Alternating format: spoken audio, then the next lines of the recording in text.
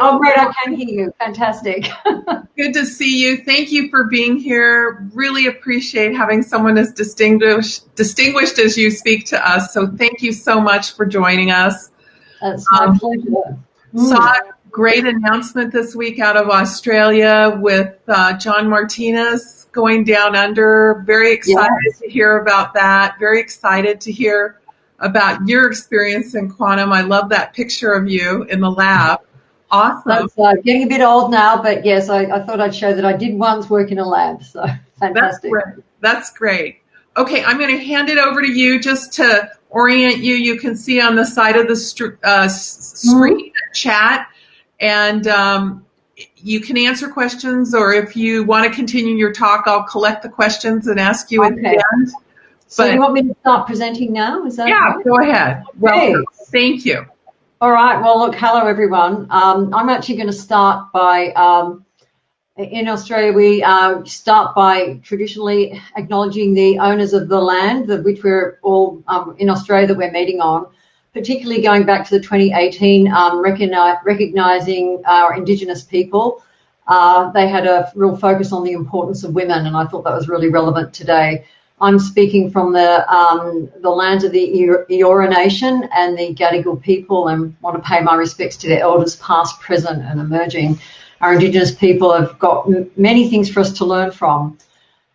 And today I actually want to cover my career and a little bit on some of the work which I've done over the years. But I thought then I'd talk about some work I've done with the Australian science community looking at quantum computing and the whole opportunity commercially. And that's led to our roadmap for Australia. And then I just want to finish off with some final thoughts, just of handy hints that really helped me along the way. And I hope you don't think that's being too indulgent.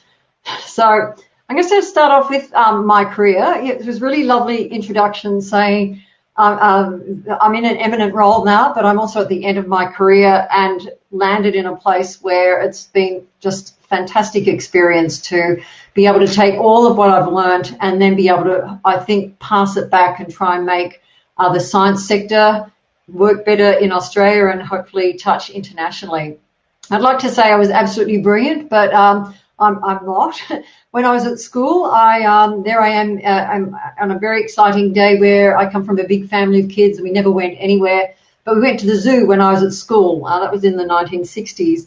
And it was for me a memorable moment because you can see we're at the Taronga Park Zoo in Sydney, which looks out over the beautiful harbour, and then next to the giraffe enclosure. And I can still remember being enthralled by nature. However, I'm not good at spelling and writing. I was always pretty good at maths, but the idea of the world around me always excited me and trying to understand why. Even in high school, I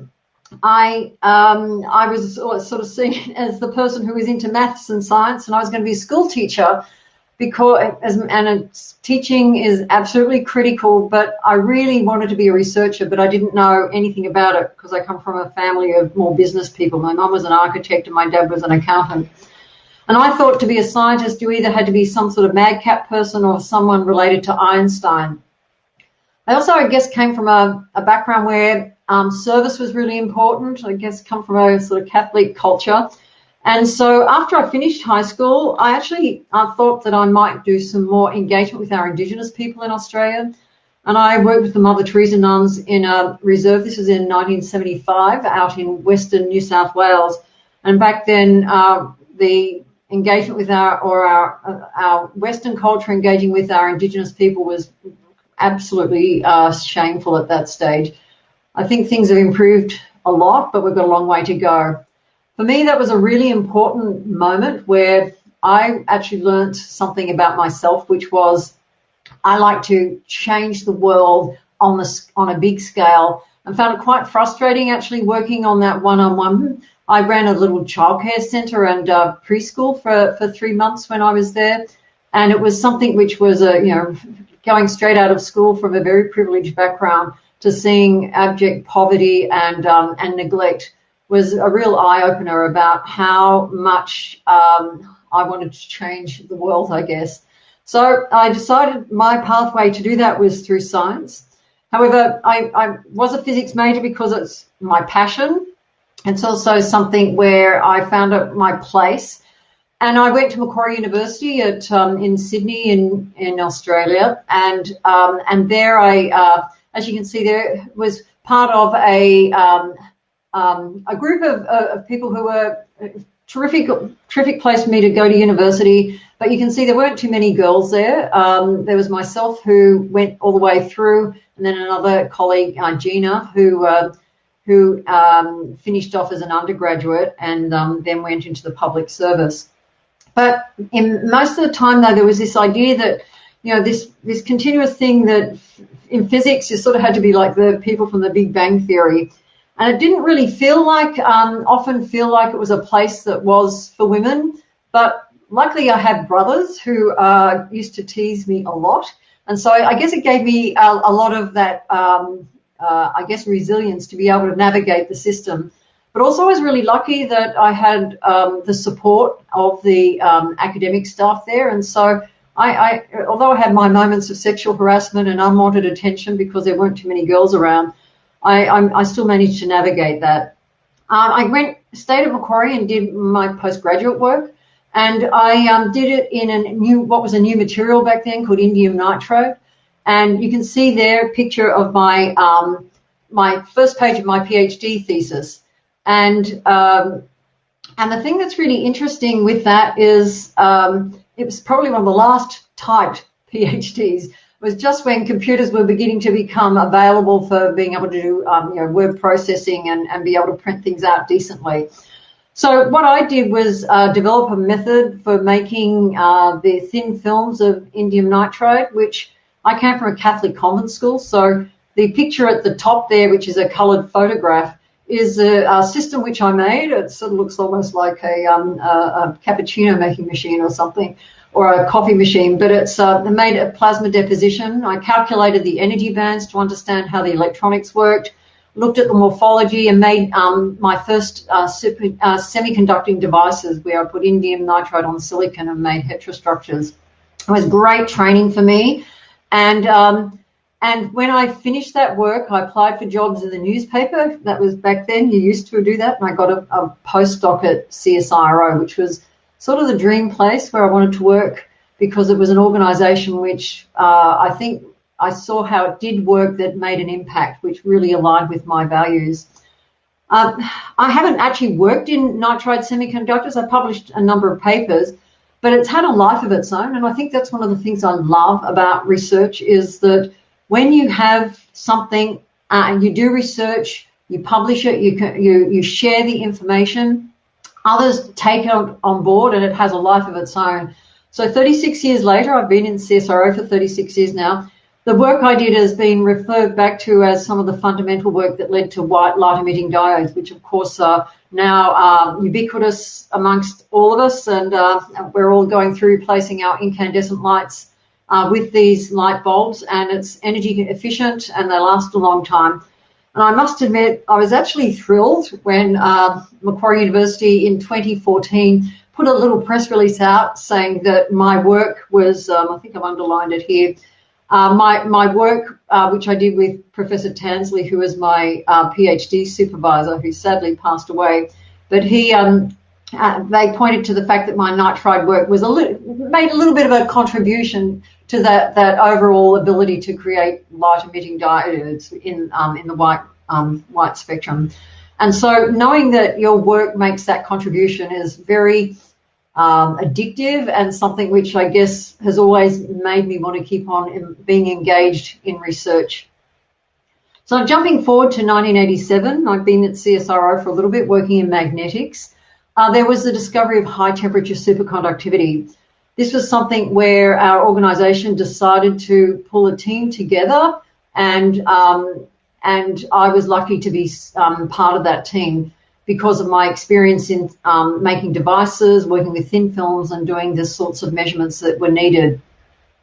It was also a time when I started having children, and so it was also a bit of a struggle where trying to work in a breakthrough science area while managing a number of different kids along the way. So I had 3 children around that time, And it didn't always work, and I'll talk about struggles later on. But it was something where I was able to manage and keep my career alive, and realize that eventually your children do grow up, and I was able to really engage more deeply. But my research in high temperature superconductivity, which is working with materials which are ceramic-like and oxides, which are really tricky to make good quality electronic materials, developed a method to be able to create the structure which called a Josephson junction, which is where all the interesting physics happens. And you can see there it's a transmission electron micrograph, and I've got an arrow pointing to a grain boundary that's engineered there by the way we do the fabrication. And that grain boundary allows us to create devices called superconducting quantum interference devices, or SQUIDs, which allow us to detect very small magnetic fields.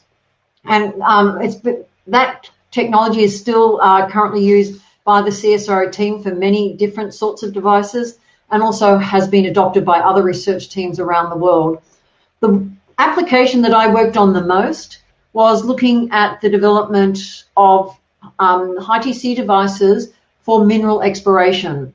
As you would probably be aware, Australia has great mineral wealth, ore body wealth, and trying to find it, though deep below the Earth's crust, is difficult because Australia has a very conducting overlay, and as a consequence, it's very difficult to use normal techniques for looking through that conducting overburden below the surface to find any ore bodies. So over the years, and you can see there, it's a long journey from the early 1990s through to the mid 2005.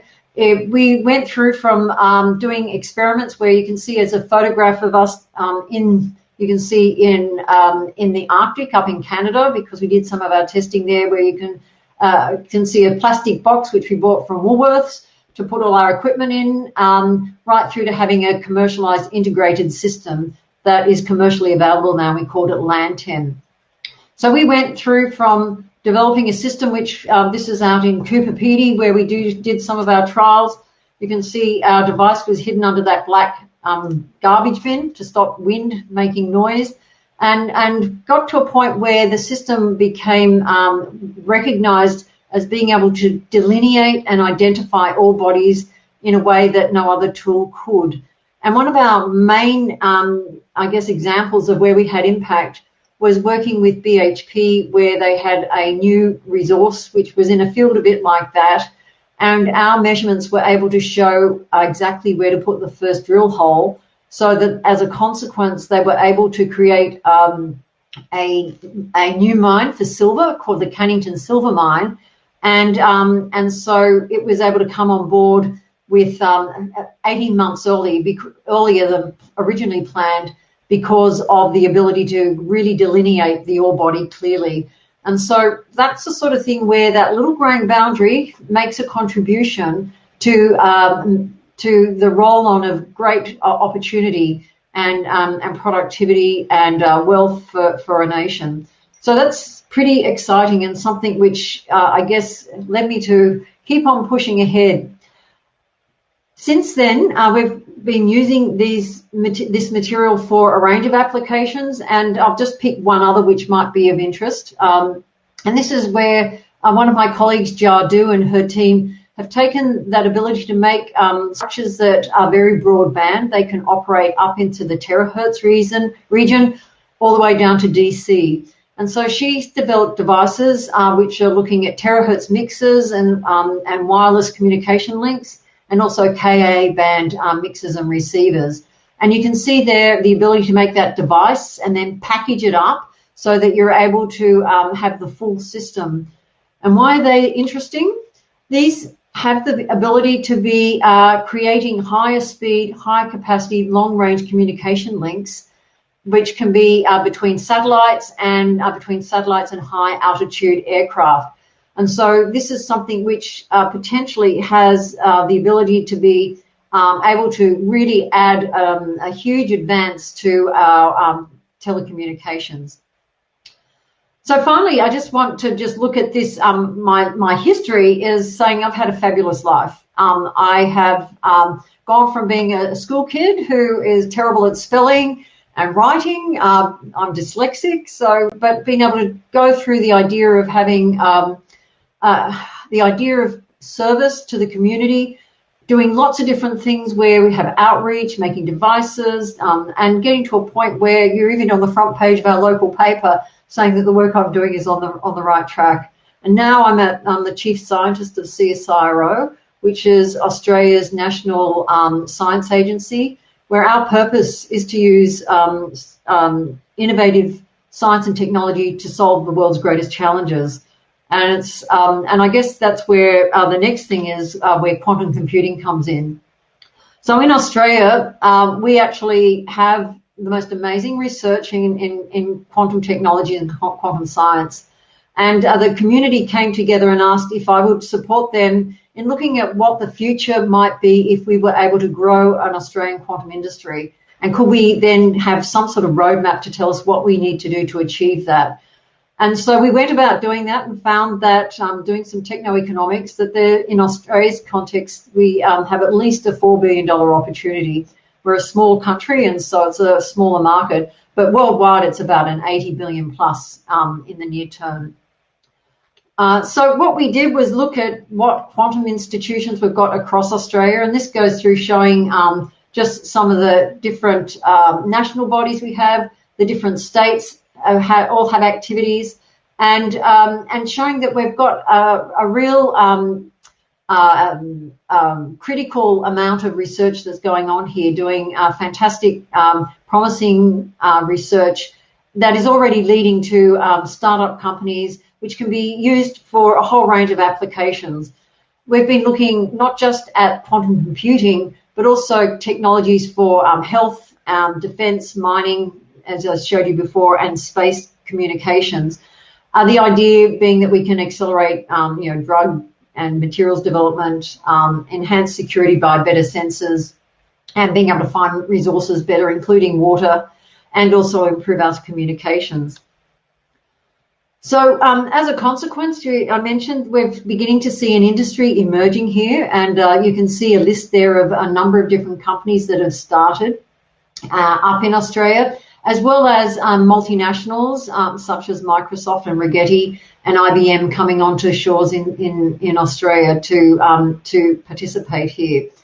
And what we're recognising is the need, though, to coordinate and collaborate in a way which is a little bit different to how we've operated in Australia in the past.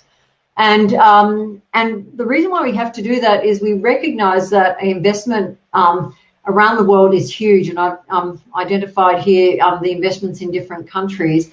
So it's a competitive area, and there is I guess a worldwide race going on.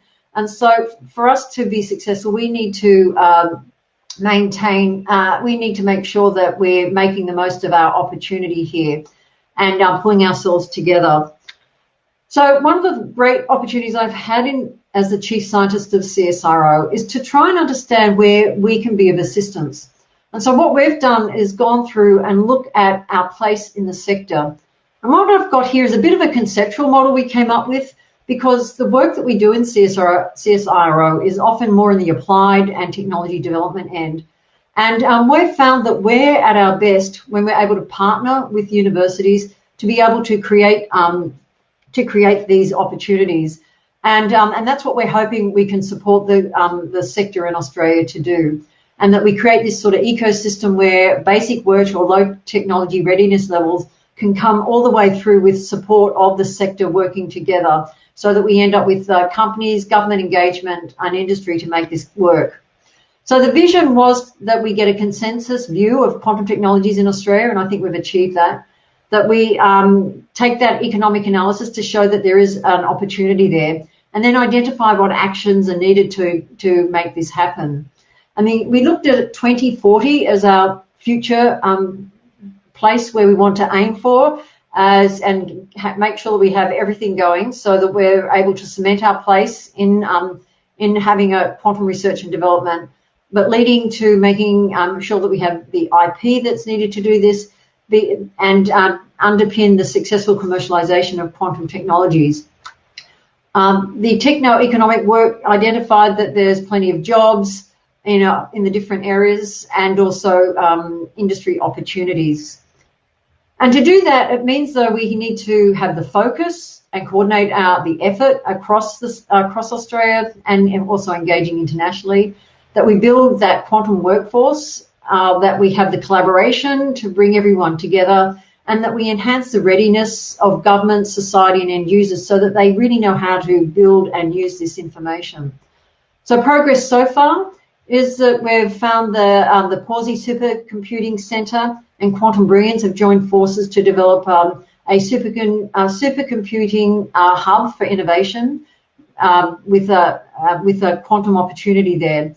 We're seeing the development and concept underway of AusQuantech, looking at creating an independent peak body representing the quantum industry. That's still early days, but it's great to see that coming together. We've seen the New South Wales government create the Sydney Quantum Academy with a view to creating the workforce of the future to be able to deliver an industry like this.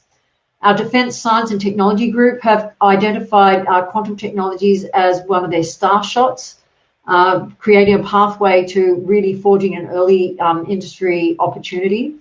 We've seen IBM and Melbourne University set up a quantum hub, and there are many other new ideas and initiatives underway.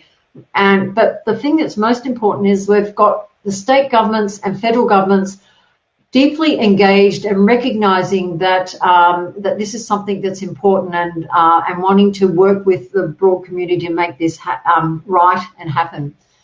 So the next steps are making sure we've got that preparedness, so that we've got the regulations and support necessary to do that. That there are translation hubs that we can see turn these opportunities from the laboratory into commercial outcomes.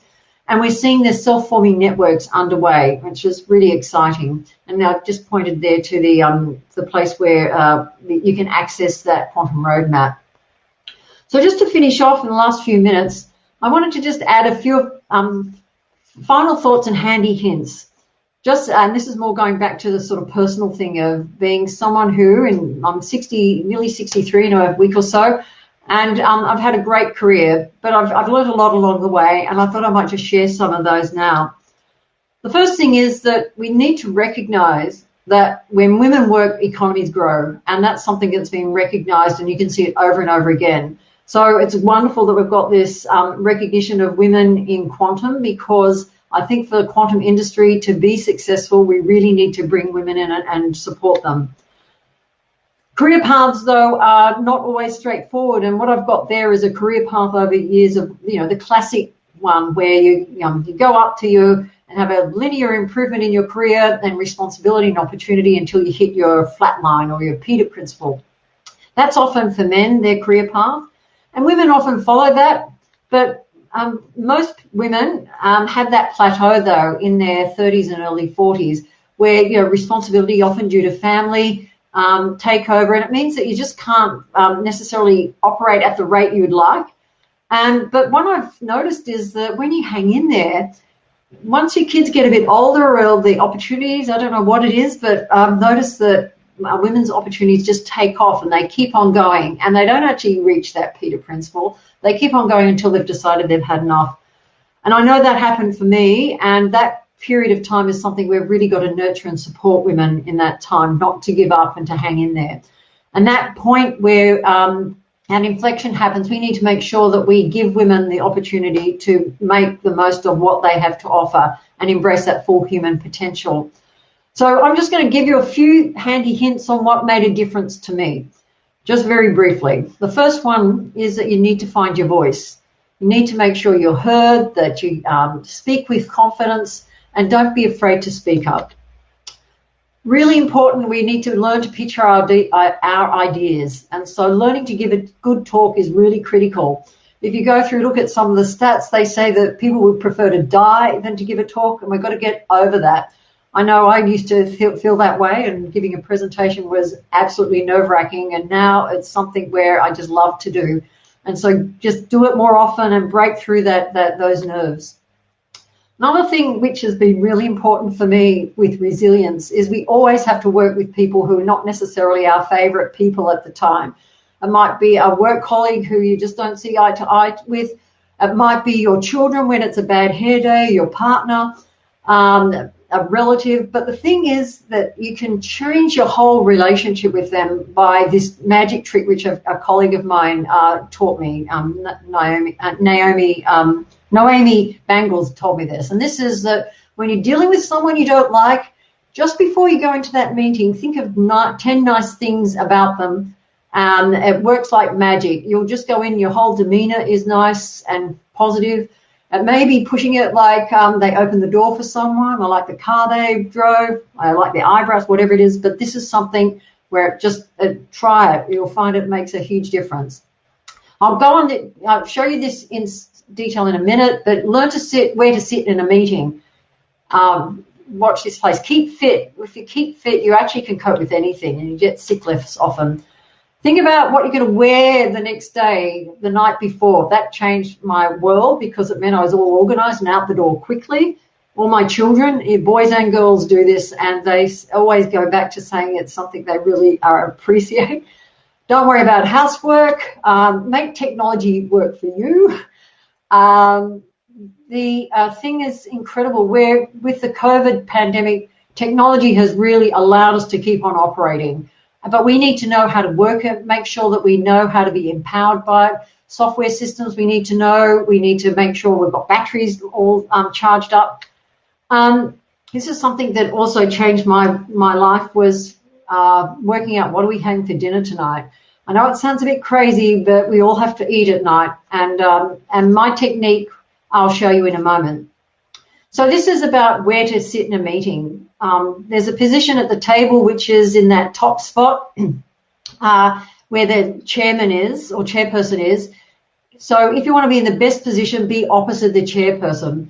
And then if you want to be in a lesser position, the light green ones. And then if you really want to be not seen by the presenter or the chair, but sit really close to them because they won't see you.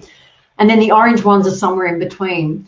And these are the other configurations there. So if you don't want to be seen in that bottom corner, sit in those yellow spots there because you won't get seen. So get to meetings early and choose your power position, or not if you're trying to be not seen in a meeting. And then finally, this is my handy hint, which really saved my life. One of my colleagues at work actually recommended this when I really felt the pressure at 3 o'clock in the afternoon thinking, what am I going to feed all my kids? And he said, just plan, get a planner, work out the meals, do the shopping, and just get whoever gets home first gets to do the cooking. And it changed my life, actually. It took that pressure off. And just to let you know, as I mentioned, life isn't always fantastic. I did get divorced, and the person who told me this was such a great inspiration for me that I actually married him. So just to give you an idea that it might sound like I've had the most wonderful, perfect life. It has been terrific, and there's me with my children. I've got a blended family of 6 kids, 3 of my own and 3 stepkids. We've been together for about 20 years. But we've got to a point now where, life is great. But it hasn't always been good. You have the moments. So you'd think your children would get to a point when they stop hurting themselves, like one son throwing something at another and having to get stitches. On the other extreme, kids ringing you at 3 o'clock in the morning having written off their car. Or this one, you can say, pick which one is my daughter, who didn't quite have her stuff for her ballet class. She's now 29 and an oncologist specialist, so it didn't damage her. My children all went to long daycare from 11 weeks onwards, and they've grown up. They're adults now, and they love their mother, and they're completely normal. I've done the experiment. So to finish off, guiding thoughts are, when you're avoiding tasks or making decisions, remember to have courage. And when you're bogged down in the details, just lift your vision up and look at the horizon and think about what is your vision. And then finally, when you need direction, just remember your values. You can't go wrong with those. These have been my guiding principles, which I have to thank the reference to Mary Williams and Caroline Emerson, who had that in their book, that Practical Handbook for Women in Engineering, Science and Technology. These have been absolutely critical to me and just made a huge difference to keep it tight, and be able to have, basically a great career and a great life. So thank you for that. And I'm going to stop sharing. Cathy, that was amazing. Thank you so much. Can you hear me? Yes, yeah? I can.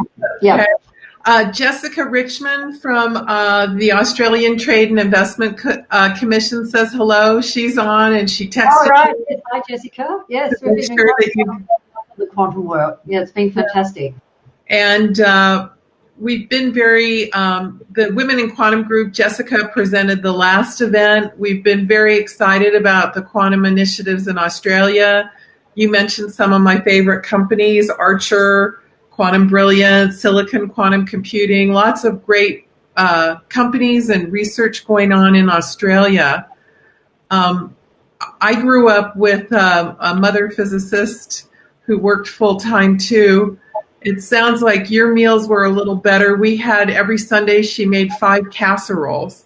And every night she took one out of the freezer and stuck it in the oven. And that was our dinner. Yeah, actually, my mum was an architect, and she died when I was quite young, actually, which was very sad. But she used to put newspaper down on the floor, and then we would sit on the floor and she'd feed us, and she'd roll it all up, and it was just her way of dealing with it. So you do what you have to do. Yeah. So I loved your advice and your handy hints, and I loved your tips on where to sit at a meeting. I think that's something that I learned very early in my career too, and people don't talk about as much anymore. And so just to reiterate, the power places are at the end of the table or in the middle of the table. Yeah, so if you're opposite the chairperson, you'll be the one who they always see because you are line of sight. If you're sitting right next to them, they won't see you at all. And it's very hard to engage with them. So sometimes that's a good place to sit if you don't want to be seen in a meeting for whatever reason, because sometimes it's appropriate not to, you've got to be there, but you don't actually necessarily want to speak up. Or if you're like me, who tends to talk too much in a meeting, so that can be bad too, and give you, a reputation, especially since a lot of my colleagues are actually quite introverted. And so it helps me to temper my extroversion. So, knowing where to sit can make a huge difference in a meeting, I must admit. And I love your tip to remember 10 nice things about someone. What I do is I try to take a deep breath, like 3 deep breaths, like a yoga breath. And like clear my mind so I forget about things. Like, let's put that aside that I don't like this person. Let's just go in and be in the moment. But I like it. You're projecting very positively on a person. So I think that's really powerful, and I think that must come through. It does, because it's amazing how your face shows so much. And just thinking 10 nice things about someone, I don't know, but it does actually make you go into seeing them from a different light. And it's and I think it's the same too if it's someone who's fairly powerful and you forget that they're in a position, but they're a regular person too. But if you think about them as regular people, and it doesn't matter whether they're the Prime Minister of Australia. I had a situation a couple of weeks ago where I was asked to replace my boss at something which required me to meet the Prime Minister. And I did that with him as well, actually thinking he's a very powerful figure. And instead of getting caught up with feeling nervous, I was actually able to think he's a person who's got young kids, he's got a wife, he's struggling with COVID and living away from home, and just going through thinking of him as a person. And it's funny, just talking to him, it suddenly felt like I was just talking to a regular person, which he is, of course, but in a powerful position. It's a great tip. I love it. We have a question from Lindsay Sill at the Quantum Algorithms Institute, and she wanted to know what efforts you're doing to increase diversity in quantum computing in Australia. Yeah, so there's some really good things happening. So a lot of the well, first of all, in Australia, we've got a program with the universities called SAGE. It's a bit like the Athena Swan program in the UK. And it's been the university system and research organisations like Csiro have to go through and identify what are they doing in order to address gender diversity in science, engineering and technology and mathematics. And as a consequence of that, we've seen quite an upsurge in the number of women in coming through, which is great. We're not there yet. However, the COVID stuff, I think, has actually possibly pushed things back, and I'm trying to get some data to see whether that's how much impact that has had in quantum and in physics in general and engineering.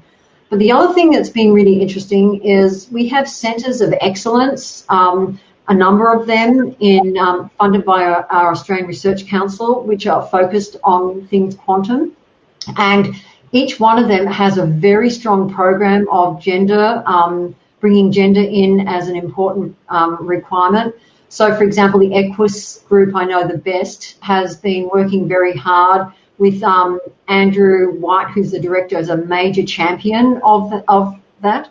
But one of the things you notice when you go to any of the meetings which are quantum based, there's still many, quite a disparate number of males to females in the audience. So we're not there yet. And I think part of that problem too is that, to be honest, it's a very competitive research field. And at that time when women are transitioning from graduate work into postdoc, into finding their place as an ongoing career, that's often a time when it's very difficult to actually juggle things. That plateau period is often happening. I'm actually really keen to see if we can do better at saying, what does merit look like?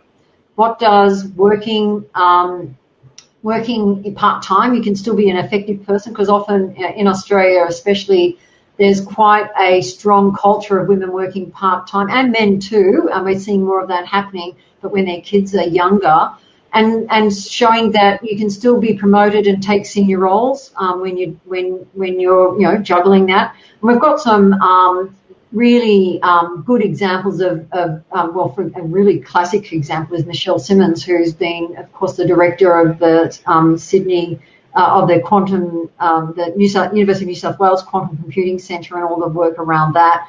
And she's gone through her whole career, having had 3 children and managing all that, and now her children are still at school, in high school. But just we've got examples of people breaking through. But we need to make sure that people don't realise you have to walk on water. You have to be amazing or blessed in some way. I think we need to make sure that this is regular, and that and feel that you're not letting someone down, or that you can do it and also maintain a career. And I think we've got a way to go, but there is at least, for example, our Minister for Science, Karen Andrews, has a real passion for women in science, and she's actually identified that as one of her top priorities. So we've got all the elements there, and I think this doesn't happen overnight. Well, part of the reason for this organization is really to give women a chance to shine and to learn from each other. And frankly, a talk like yours with tips, I've never heard throughout my career. I mean, it's just pure gold. It's so wonderful to hear. Oh, thanks. So I'm glad it was useful. I've got a whole truckload more if anyone wants more. So otherwise I would have talked for too long. That's amazing. Wanted to just ask one more question. Does Australia offer special visas or funding to attract more quantum talent?